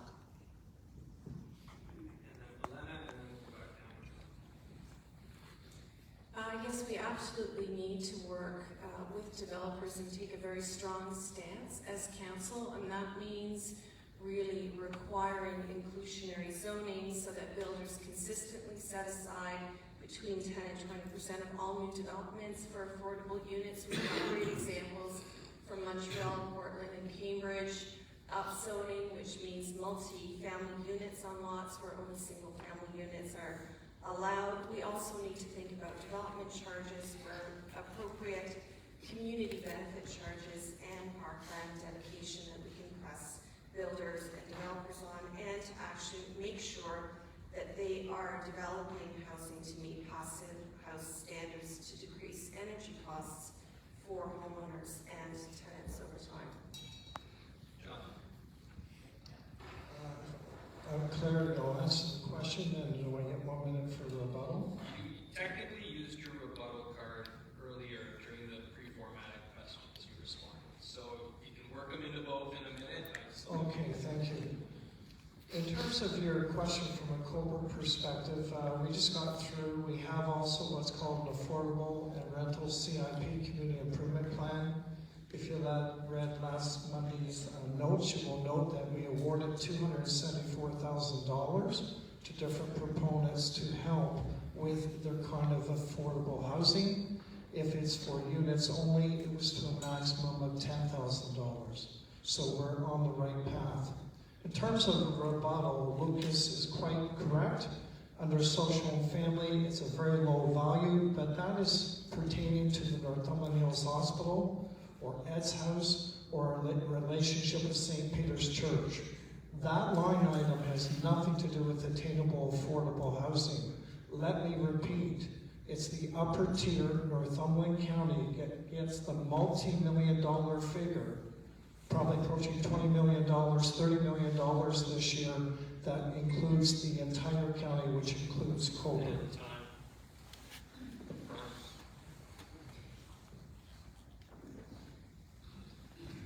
Thanks for the question. In the previous term of council, we had a want to just say no to developers on almost everything, and of course what happens then is we turn our decision-making process over to what is now called the Ontario Land Tribunal, and developers, as long as they have their I's dotted, T's crossed, tend to get whatever they want. So this term of council, we came to the table with a more collaborative approach to bring developers on side and ensure that, and you heard me say, ensure that they're building those secondary units, the smaller housing units, semis, townhomes, and what we're going to see is stackable apartment-style dwellings. So you're right, I agree. Affordable housing is not just government-assisted housing. We do need to work with their developers. Thankfully, in Brighton, we've wrapped our heads around that in this term of council, and my intention will be to continue that moving forward. Are there any others that like to answer that one? Okay. Next question. Good morning. My name is Shane Watson. I'm a citizen in Fort Hope, but I would invite all candidates to respond to this question. We've been speaking about crisis. We've been speaking about rights to housing. And my question is about a sense of urgency about that. There are long-term solutions we've talked about, but what I'm interested in hearing from you is what do you think municipalities can do to respond better with a sense of urgency with regard to those people who are not going to have a safe place with their head tonight? Angela and then Lucas. Thank you for asking that important question, and one that I walk with as a burden. Winters come in and we have many people on our beaches and places unknown, poor without shelter. Yet we have many vacant municipal buildings sitting, and when I speak or ask about it, it's always referred back to the risk of putting someone in there without the proper installation or insurance. There's an urgency that we must get ahead of this before the weather gets cold and work the problem out. We cannot wait for next council. Lucas? Yeah, I think the first. If we can use the microphone, please. I think the first problem, or the first solution to deal with urgency is to stop pointing to other levels of government and blaming their inaction. I think the first way to start it is by pointing the fingers on ourselves and saying, what is we as the town of Cobourg or our individual municipalities can actually start doing on a day-to-day basis. That's the first thing about urgency. The second thing with urgency is, again, it's the communication piece. The community at large does not understand the crisis that we are facing currently, let alone the crisis that's coming down the road in the next 2 to 3 years. I'm on the front lines of it, running a small business in the downtown core. Staff who are paid significantly above a living wage cannot afford to live there anymore. It is a crisis, and the first way to solve a crisis is by accepting our own responsibility to start dealing with it. Any others on that question? Next question. Thank you for this opportunity. My name is Marian Bouton, and I'm a citizen of Cobourg, and I'm here to ask a question to all of you. Given recent matters in my own life, taking care of aging parents, and I've become very familiar with the building that is called the Golden Cloud. And as you know, if you're elected as mayor, you will be a sitting on council of the county council. My question to you is, given sort of advancements, the Golden Cloud Lodge, as you know, is being replaced. So will you, as a member of county council, revisit the county decision to demolish many millions of dollars of infrastructure that is the current Golden Cloud Lodge, revisit it, and look at it in terms of repurposing it for a short-term accommodation for seniors? Thank you, Marian. I think they got the gist of what you're asking. Thank you. I can't help it, I'm a politician. Anyone would like to take that one? So maybe a bit politically insensitive here, and I apologize for that, but I think the answer has to be no. The cost to refurbish that building to a level of acceptability to house people in it at any level would be so outrageously expensive that it would not make sense to do so. So the demolition is necessary. People live there now. I'm going to allow people to answer response. Steve has his hand up. If we can pass that one down to Steve, and if we can pass the other one down to Mandy, and then Mandy, you can go after Steve. Thank you for your question. I struggle with this one. I understand that the current staff position is that it would be extraordinarily expensive. However, until you've tested the marketplace, and I know for-profit is a dirty phrase in some quarters, but how do we know that there isn't someone out there who is willing to take on whatever the cost is? As long as they do the market research, and whether there's a government program for short-term housing, or whether they want to build that into an equally outfitted long-term care facility. I think it's extraordinarily irresponsible for us to simply walk away from that question without having tested the marketplace. I would support doing something that does not cost the taxpayers more, but even the demolition is an expense we're going to have to bear. So it's not a net zero discussion we're having right now, and I think we have to do more to explore other opportunities before the bulldozers come. Andy.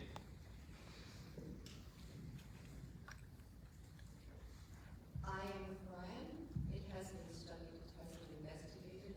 Economics of it have been researched. And so there comes a time when you have to make a hard decision. And you may not always agree with it, but when a team makes a decision, that's when we move forward and we carry forward. I am in support of the raising of the prior building, the former building. It is not suitable, it is not economically viable to provide housing for anyone. John? County Council and seen all the information to date and the privileged information which we get to see, I would say it's not economical based on all the facts presented to us, and we have to proceed. But with that being said, I can tell you I'm having, on behalf of Coburg, private negotiations with other developers that have a strong interest in Coburg in building multiple long-term retirement and care homes for Coburg. And to me, that is viable. So. Is there anyone else who'd like to respond to that question about the demolition of the old plow? I'm happy to respond, but less to the question, less to the answer, more to Miriam's question. In terms of asking potential candidates who've never had the opportunity of sitting on council, who don't have the same access to information on the information, we need to be careful with the questions we're asking of politicians, especially those who want to. Any way I answer that question is going to not be appropriate. Either I'm making a promise to do something that I have no knowledge about, or I'm pretending to know things I don't know. And that is very, very telling of a lot of the questions that we as politicians are being asked. And so when you're asking questions, please ask the questions that allow all candidates to be authentic, to give honest answers, and that you're not asking us to say the things that you want to hear, but instead you're asking us to hear what we believe our vision is. And that's not a criticism and that's not a complaint. It's simply an ask from someone who would like to see a better political discourse. Thanks, Lucas. It's an interesting point, isn't it? That fine line of, I'd love to say yes to this question, but I don't know the answer, or perhaps I just need to say no. Is there anyone else who wants to respond to that question? Okay, thank you, Mary. Thank you very much. And I think the bottom line is access to information. Our next individual. My name is John, and I'm from Fort Hope. And I think my question is pretty well for anyone who wants to answer it, and it's something you should know. And that is, you've all explained very clearly the challenges that you have in your individual jurisdictions. I learned a lot about the world. I'm going to ask you to get right to that question. The question is, I came here looking to find out what you would be doing at County Council. And who's the champion to deal with this homeless issue at Council? So the question is really very direct, I think, is if you're a mayor, you're going to be at county council, what are you going to do to address with this, the housing, and I think perhaps implied in there is homeless. And who's the champion of this? Yeah. So, well, if you're going to be on county council, what are you going to do? Go down to Grant, then we'll go to Steve. Okay, I have not been on council, but I've followed for many years. So if I were to be elected mayor in Northumberland Township and I sit on county council, it's actually one of the areas that I would be very interested in being on that particular committee. It is near and dear to my heart. I had a brother who was homeless, and it's not easy. So, yeah, I would be very much a willing partner in trying to find appropriate solutions and what works going forward. Steve, and then Rory. Great question.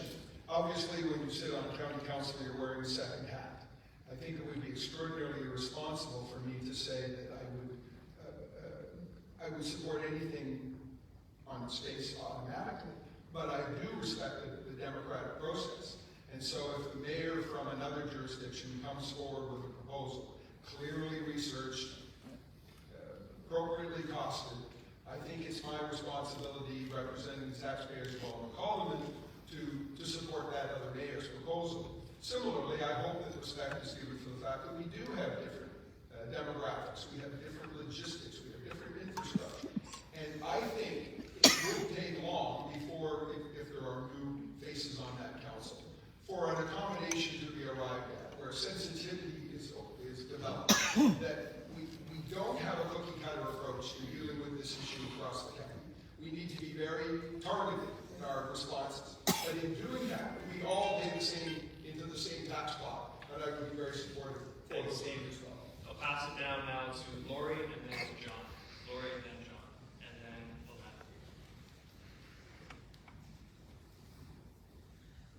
I would say based on the discussions that we have had here today and the answers that all of the candidates have given, I think there's a lot of champions that will be sitting at that table. So I'm feeling personally quite positive about that. We'll go with John and then Alana and then Lucas and then... With my first term on Northumberland County Council, Chair of Committee of Social Services and NAHC and Board, I've learned that you to park your mayor's hat, Town of Coburg. I'm not wearing the Town of Coburg hat, I'm wearing a Northumberland County hat. And therefore we have to take all the county into consideration. So quickly, when Mayor came forward, as was suggested to my colleague to the right, we supported a new build in Trent Hills for 5-bedroom for transitional housing.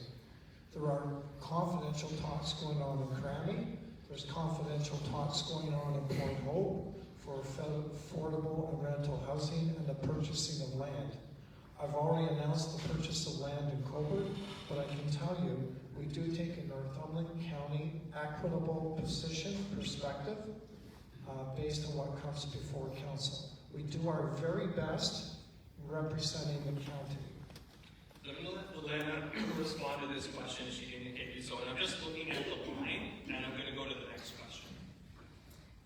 Yes, on county council, I would like to see a collaboration that's based on sharing of information, sharing of ideas, sharing of promising practices, and also a decision about where we can go actually to see the cutting edge information and evidence that can help inform our work as a council and also for each of our own individual municipalities so that we're not each doing this kind of work on our own, that there's a kind of coordination that's happening around those issues. And we'll go have our next question, please. Hi, I'm Mike Coburg, and I just wanted to ask, what is Coburg Council's idea of the antiquated zoning bylaws that we have from a suburban model, and are we looking at densifying? Most importantly, the Northumberland Mall that has been sitting dead for a decade now and has absolutely no tenants. Can we appropriate land like that and end single-use Thanks for your retail? question. And I'm going to have this directed right in at to Coburg. Can we just sort of get the question repeated so that... Yeah, I think we're asking... It's mainly to end single-use retail building and increasing the supply of housing that way, and end new development in a retail center instead of a big box Walmart style has a mixed-use component to it, and not just an ocean waste of space. I think it's a big question, and it's perhaps broader than the topic of housing, but I don't know if John or Lucas, if you want to try and take a bite of it. Can you hear the question specifically? You're asking about Northumberland Mall and... Yes, and the design of single-use retail building, and so as much land as they're using, can we add housing to these? And demand I'll do my best to answer your question. Using Northumberland Mall as an example. Northumberland Mall falls under, like any town, an official plan and comprehensive zoning bylaw. It's zoned accordingly. So if it meets the zoning, it goes ahead. None of that comes to council. It's done all in-house, rubber stamp, done.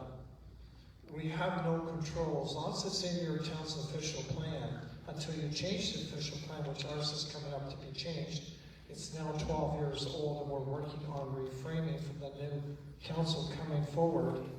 But you have to reframe that, working with the new owners to what the new future and what could look like. So what you see right now is based on speculation and our current zoning. And let me repeat, 12 years old. Lucas, is that what you want to try to... Yeah, I can take a stab at it. I think the question is why aren't we trying more things? Why aren't we doing more? Why are we sticking to the sort of the old way of doing things? And that's a suggestion that you're making in terms of changing them all over. Now, I don't want to get into the details of private ownership and all the headaches that get into that. It's not really the town's job to confiscate property, etc. But there are many, many developers and private business people in the community of Cobourg, specifically, who are doing a lot as private entities. Are there ways that the government in the town of Cobourg can further support and incentivize these individuals and these private partnerships? 100%. Do I know personally a landlord who is providing over 400 units within the community with zero government assistance? I do. And he's doing it out of the goodness of his heart, because that's the kind of person he is. And can we incentivize other developers like that? 100%. We'll come to our next question. Everyone seems to be in agreement of secondary units, but how are the municipalities going to ensure that the costs to renovate and retrofit these units aren't passed on to the renter and remain? So the question then is retrofitting and renovating units, but then ensuring that those costs aren't passed on to the renter. Okay, with Scott. Unfortunately, that's not within the mandate of the municipality. The municipality can provide opportunities for size. The building code dictates minimum standards for life safety issues. But the actual costs for those projects and what an owner wants to recoup is outside of the mandate of the municipality. And I don't know how to answer your question any more bluntly than that. Sorry. Angela? I'm going out on a wing on this one. There's funding available through different, the provincial government for residents, whether it's in the form of forgivable loans or tax credits. I think the municipality will have to develop a registry to keep control of those homeowners who got those grants. To have some sort of, I don't know, we have to do something, because if everybody's going to get the grants, forgivable or not, and then pass them on, it's not fair, so we're going to have to look at a registry. Anyone else want to take a grip? I think we might need to pass a mic down.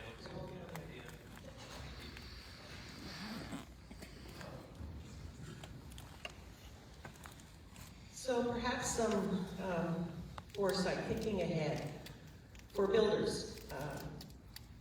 Now that secondary units are allowed, why not try and incorporate secondary units automatically into houses that are being built on properties already?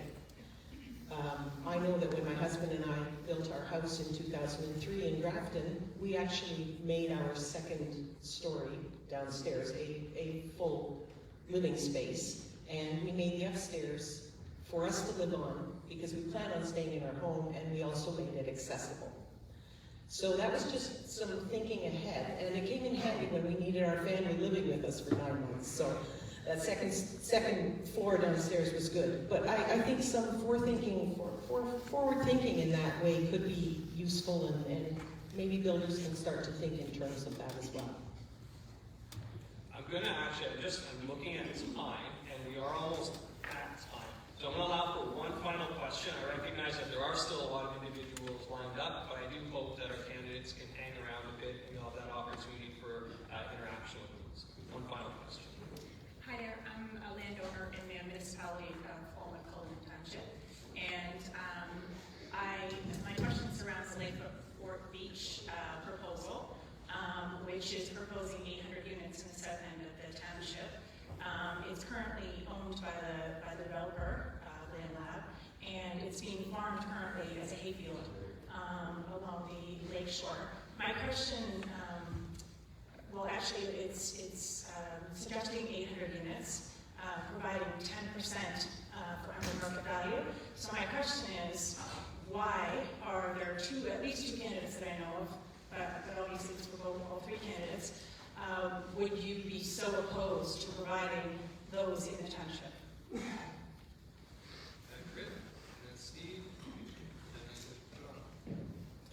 So I followed the land lab proposal from when they first made the presentation to all McCollum Council on May 28th of 2021. I had several meetings, Zoom meetings, in-person meetings with the chief principals of the company. They were trying to get me to think along the lines. The problem is, it is going to cost the taxpayers too much money. It is too dense of a population in a very small area in the township of Alma-Coldeman, which is 100% rural. We have no municipal services. People in that community would be plunked in the middle of a new settlement with no public amenities services available, no public transportation, and the outside costs are cost prohibitive for this township, particularly with only 7,000, population of only 7,000 people. And contrary to popular belief, the monies coming in from it would not help offset those costs. Steve, and then Thanks, Ruth. It's ironic that we would be talking about a development that, quite frankly, would make it much less affordable for every other resident in Alma-Coldeman to continue to live there. It's a dirty little secret that one of the things that I learned when I was at Queen's Park, every single municipality loses money on every greenfield development, period. And never talk about the downstream expenses. In this case, we would have to remember there is not a fraction of the contribution that it would require to build schools to accommodate the students that are there. This is a very badly located development. We've talked earlier about the need for intensification. Building something in a farmer's field, kilometers removed from the nearest convenience store, let alone any medical service, any school, any other social infrastructure, is extraordinarily bad planning. It actually goes against provincial law to put it there. And it would require an application to the town council for a minister's zoning order to approve it. I stand foursquare against it. go to John. Thank you. I'm on a little bit different feeling than my opponents, or not opponents, but I am not convinced one way or the other whether it's good or bad. I would like to see a lot more detail and data, which the proponent has not supplied. I'm concerned about the roads. I'm concerned about crossing the railways. I'm concerned about the school. I am concerned about infrastructure, water, and sewers. However, until everything is taken into consideration, it would be inappropriate for me or anyone else to make a decision without having the data available. Okay. We are, one of you, okay. I'll allow it. Yeah. Boy, am I ever glad I saved that till the end. We have actually been provided with all of the one-sided information from the developer. There have been no peer studies done yet because this application cannot even start in the planning process. The only way this application could ever go forward is through an MZO, which has become a very dirty word. So the province is trying to change that now by having a community infrastructure enhancement program, which is still an MZO. So it just has to be that council approves it. So starting a new settlement area is prohibited under the Greater Golden Horseshoe Growth Plan, of which we are a part. And it's very clearly stated that this is a non-starter because of the fact that it's so isolated. To give you a quick example of the scale we're talking about here. This would increase the population in Alma-Coldeman by 25%. Excuse me. We have exactly 3,233 residences right now. And the extraordinary increase in capital costs, township, are the sort of thing that Pickering is facing this year. It's approved 35,000 homes going up Rock Road and Taunton Road. And many may not surprise you to know that this year, 50% of Pickering's budget is new capital expense. Let me phrase that differently. If there were no new homes, Pickering's property tax would be cut in half. So this simply reinforces an experience that's been seen in townships and other municipalities all across Ontario. You never, ever recoup enough money from the developer to cover the costs. They come into town, they make the quick profit. They do not cover the costs for all the other ancillary expenses that not just to accommodate them, downstream the increase in social services, ambulance calls, the like. That's why I don't think we need any more studies on it. John, I think you wanted to... Yeah, I'd just like to remind my friends that 800 unit is pretty big, and I agree with that. However, I want to remind them about places like Rosenheath Landing, which is about 150 homes.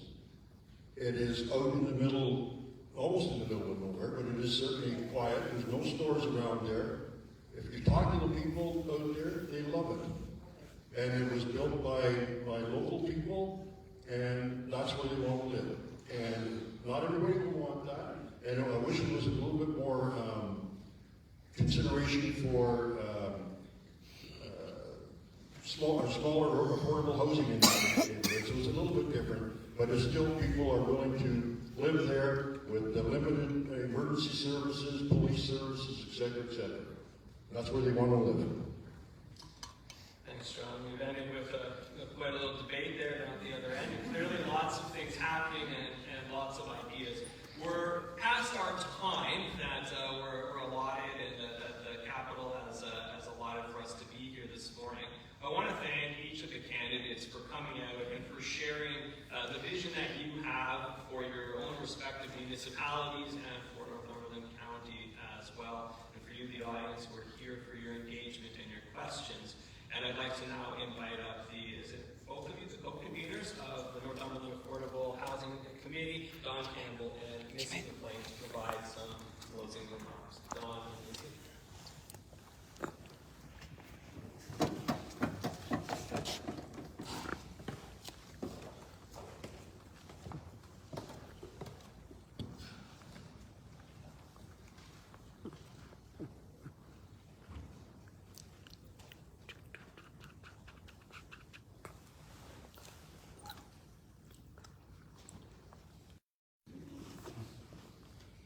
I want to say a thank you, first off, again to the Capitol Theatre for donating the space for us to host this event, and for everybody who participated today. To Neil, our fantastic moderator, who volunteers to do this every single time. To our timekeepers, Megan and Patricia, they're the ones waving the red and yellow folders. To other committee members, Debbie Wood, Missy and I, who all sat on a subcommittee together. We know that housing is one of the social determinants of health. Having stable, affordable, decent housing gives people the opportunity to enjoy their community. As the head of council, as a member of county council, it will be your job to build and sustain complete communities. Within your role, you will have a say in land use, planning, development, and community housing. Listen to the folks who need housing, rather than solely listening to those who already have it. Learn about how you can affect change by understanding the housing landscape and policy. The Association of Municipalities Ontario, the AMO, have authored a report that I encourage you to read. It's called An Integrated Approach to Address the Ontario Housing Crisis. As I was listening, one of the key elements of that report is collaboration between all three, or in our case, 4 levels of government. It provides recommendations for how the municipal, provincial, and federal governments can work together to address the housing crisis. Thank you for putting your name in the hat. I hope if elected or acclaimed, you take the breadth of responsibility for your community's well-being seriously. And if not elected or acclaimed, I hope that this call to service resonates with you.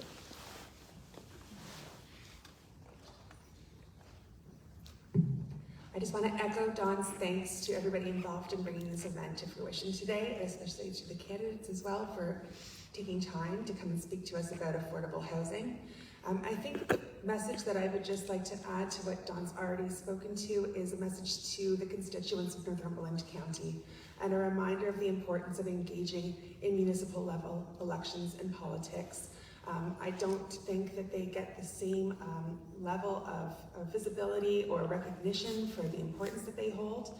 And so if you're feeling disenfranchised when it comes to the conversation around housing, please continue to make the time to connect with those who are running for council, who are running for the position of mayor in your community, and speak to them about the issues that you're holding and carrying, and hold them accountable once elected to what you want them to be doing to realize the need for affordable housing and for housing for all in our communities.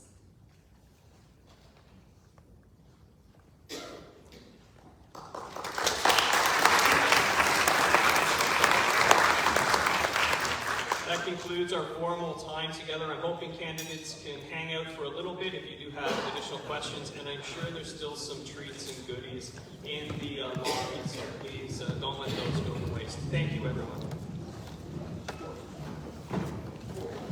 Thanks, my friend.